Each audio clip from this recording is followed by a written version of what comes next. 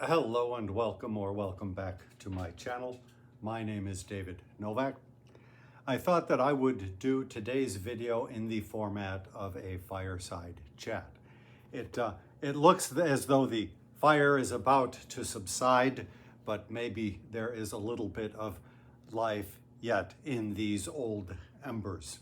So, one of the books which I read earlier this year was The Fall of Constantinople, 1453 by Stephen Runciman. It turned out to be a magnificent read. Of course, we all know about the fall of Constantinople, but he goes into detail about it and gives you an autopsy. I thought I would read a little paragraph from towards the very close. So if you are planning to read this book, it may spoil some of his conclusions toward which the entire book is striving. But I would like to share what he has to say. It is easy to maintain that in the broad sweep of history, the year 1453 stands for very little. The Byzantine Empire was already doomed. Diminished, underpopulated, and impoverished, it was bound to perish whenever the Turks chose to move in to make the kill. The notion of Byzantine scholars hurrying to Italy because of the fall of their city is untenable. Italy had for more than a generation been full of Byzantine professors, and of the two great intellectual figures amongst the Greeks living in 1453, the one, Bessarion, was already in Italy, and the other, Gennadius, remained on at Constantinople. If the trade of the Italian merchant seaports was to wither away, that was due more to the discovery of the ocean routes than to the Turkish control of the straits. Genoa, indeed, declined rapidly after 1453, but that was largely because of her precarious position in Italy. Venice kept up a lively Levantine trade for many years to come. If the Russians came forward now as the champions of orthodoxy, with Moscow raised to be the third Rome, this was not a revolutionary idea. Russian thought had already been moving towards it, with Russian armies driving the infidel Tartars back across the steppes, while Constantinople sank further into poverty and made an unholy bargain with the West. All these seeds had been sown already. The fall of Constantinople merely hastened the harvest. If Sultan Mehmet had been less determined, or Halil Pasha more persuasive, or if the Venetian Armada had set sail a fortnight earlier, or at the last crisis had Giustiniani not been wounded at the walls and the postern gate of the Cerco Porta not been left ajar, little would have been changed in the long run. Byzantium might have lingered on for another decade and the Turkish advance into Europe been delayed, but the West would not have profited by the respite. Instead, it would have regarded the preservation of Constantinople as a sign that the danger was not so pressing after all. It would have turned away with relief to its own affairs, and after a few years, the Turks would have come again to the assault. Nevertheless, the date of 29 May 1453 marks a turning point in history. It marks the end of an old story, the story of Byzantine civilization.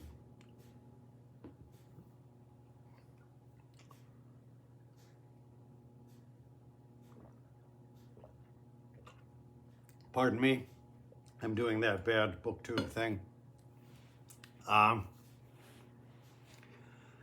So I decided to take my place by the fire for something of a fireside chat. Fireside chats were popularized by President Roosevelt. I believe he did his fireside chats over the radio. I was going to say radiator. And perhaps you could hear the cackling of the fire behind him. And then I believe President Carter also took up the habit, at least for a while, and folks mainly commented about the sweater he was wearing, something like that. So I really enjoyed how Runciman talks about change which had been ongoing.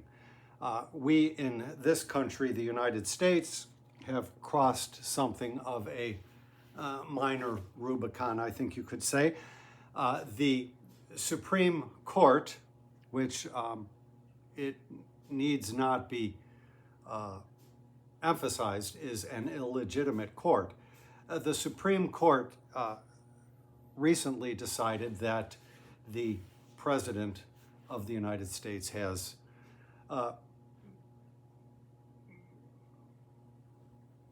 significantly unchecked powers beyond anything that the forefathers and framers could have envisioned, in that he is held immune to consequences for any actions which he commits as executive in chief, and so forth, blah, blah, blah.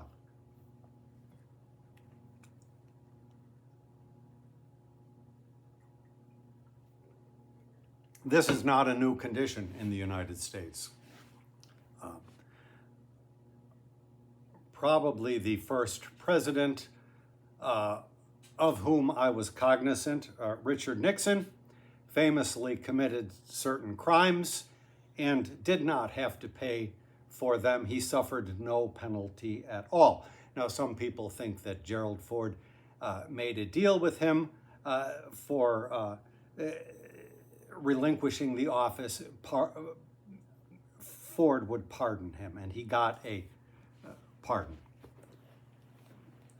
At the time, I probably did not believe it, but nevertheless, Nixon had no consequences to face from his illegal activities. And as many people have pointed out, that trend has continued.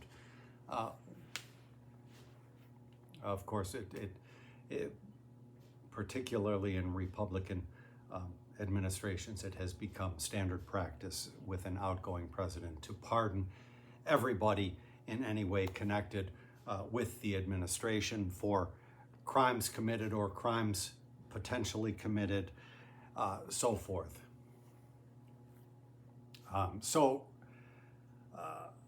Let me think of some other presidents. George W. Bush started a war by fraud.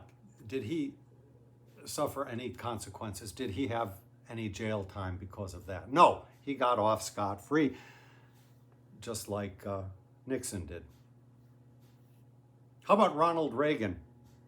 Before he came into office, it's pretty well been certified. He made a deal with Iranian hostage takers so that they would not release the hostages until after the election because he wanted to make his opponent, Jimmy Carter, look bad. And they adhered to that deal that they made with Reagan. And then later in his term, indeed, as executive in chief, he did some kind of slippery deal, trading arms for hostages and so forth. No consequences were ever faced. So this recent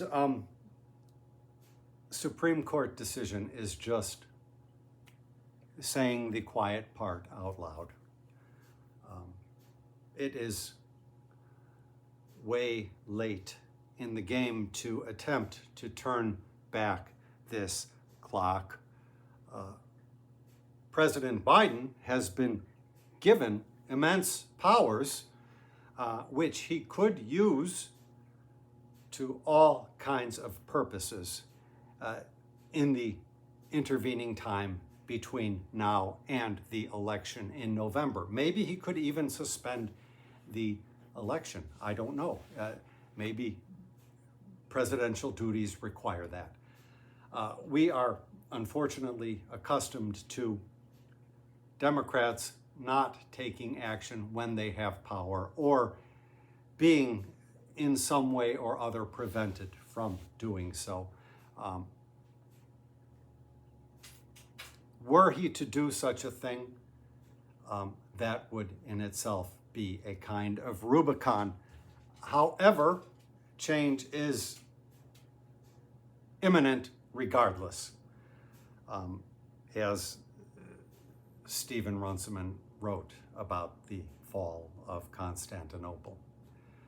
We are in a country where you've got 2 senators from Rhode Island who hold equal power to 2 senators from California. How does that compute? And you've got an electoral college so configured that many people's votes don't even count at all. The country has been slow in meeting change. And so it seems unless some dramatic overhaul can be accomplished tout suite, the old system has to fail regardless. And so it becomes a question of how we as a people will approach that change. In one of the previous most important elections of our lifetimes, my favorite columnist, Michael Ventura, wrote, and I can't remember who he was talking about, if he was talking about Al Gore versus George W. Bush or who it was, but he said, he characterized the Democratic position as being change is coming, and it may well have been Bill Clinton's tact is to try to make the inevitable change a soft landing. It seems that the citizenry of my country particularly, while seeing change on the horizon, prefer the change to come as a crash landing. At least those with any mote of power in their hands do. Many of us have little to no power regardless. And so, because a lot of booktubers are out making videos talking about politics, I just thought I would join in the crowd and have a little chat. This drink is an odd mixture, such as can only happen to you when you are an old person. I've never had it before, as a matter of fact. It is a very nice oolong tea mixed with the dregs of some coffee, which happened to have been at the bottom. I used the wrong thermos. Never happened before, but it doesn't really taste all that bad.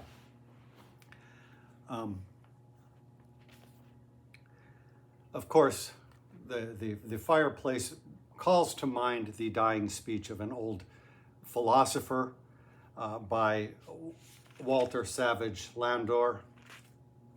I strove with none, for none was worth my strife. Nature I loved, and next to nature art. I warmed both hands before the fire of life. It sinks, and I am ready to depart. Well, my dying scene has gone on for a long time, as in any good opera. I have been preparing my exit.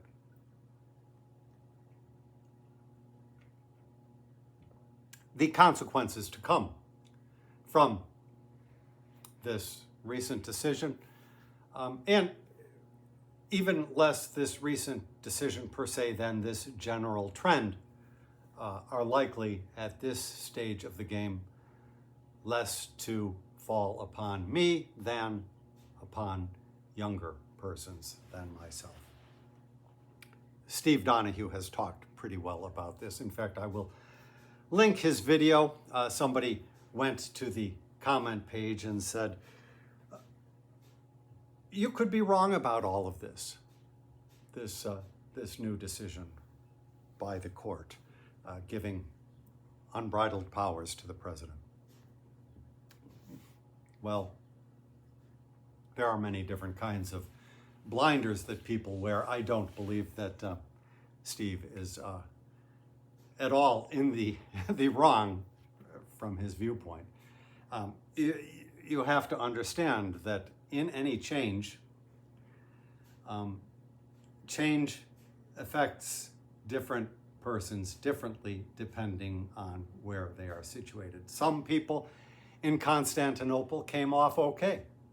Some people were sold into slavery. Some were executed outright. Some were held for a while and then executed. It is hard to predict where along the spectrum any one of us is going to fall as change gets underway or moves into high gear, if it does so. So far, things have plodded along. But the question of courage comes up. One of my viewers mentioned having issues in the courage department. Well, we all do. What though before us lies the open grave, as the poet said. I think one should not take it too much to heart. One should consider acting in these circumstances as one sees right. I would say that it does not behoove one necessarily to make a martyr of him or herself. And the forces on the rise in this country have made no bones about the fact that, true to Machiavellian ideals, they want to kill their opponents. They don't just want to beat them. So, that said,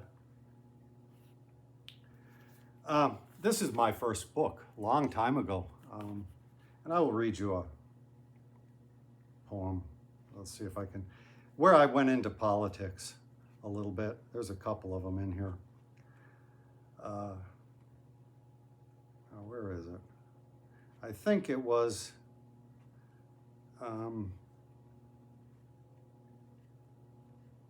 yes, it's called Bush Smear.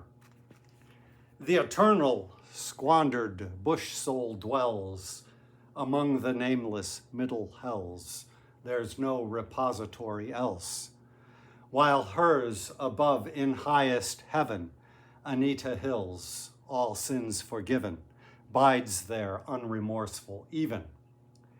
Thus on earth is fate decided, heaven's mandate not derided. The Father's justice has presided. Of course, it was evident even back then that the Bush administration, this was the administration of George Herbert Walker Bush, was going to place a heavy reliance upon slander. I called it out in this poem and in other things which I wrote.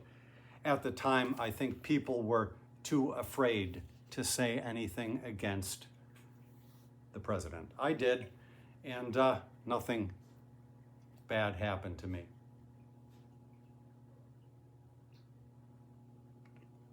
That well may change for succeeding generations, because the climate is a-changing. The times, they are a-changing.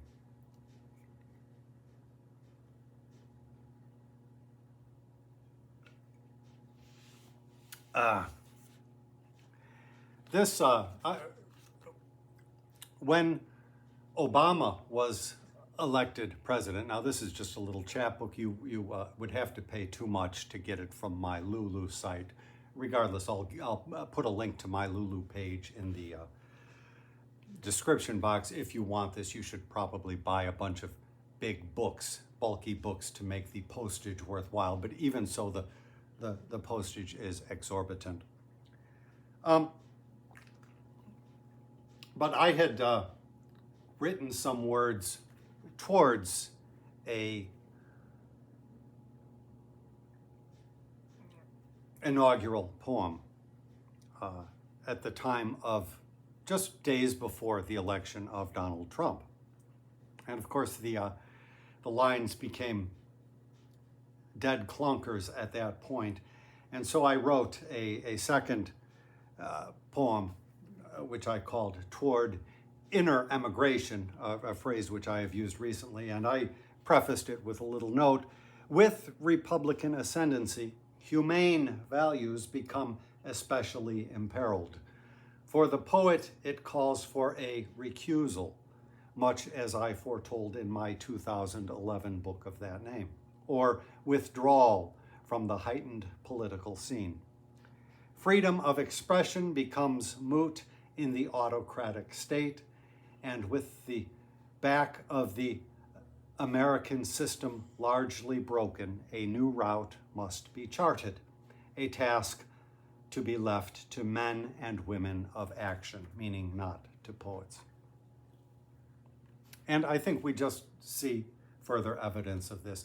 The initial poem, and I think I interrupted myself with a digression, was I wrote a poem for the election of Barack Obama and submitted it to his attention. I don't know if he ever saw it. I tried, and he did not choose it to be read at his inaugural. I forget what he did. This was his first inaugural poem.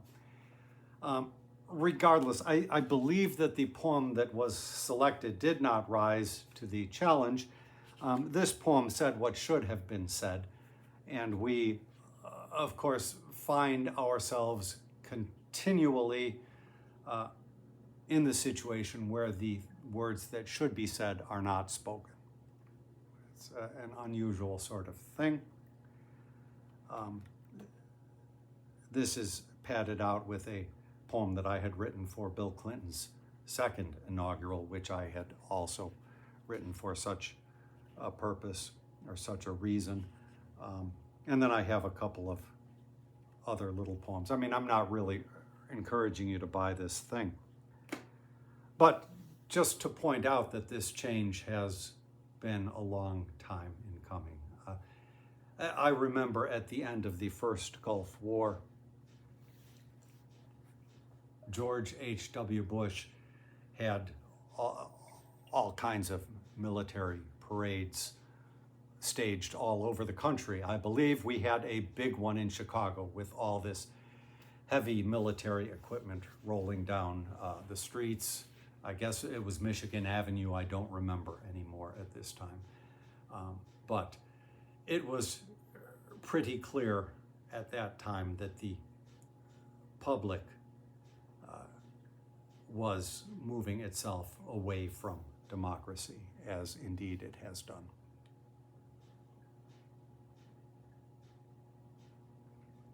So, I don't think I have anything else to say.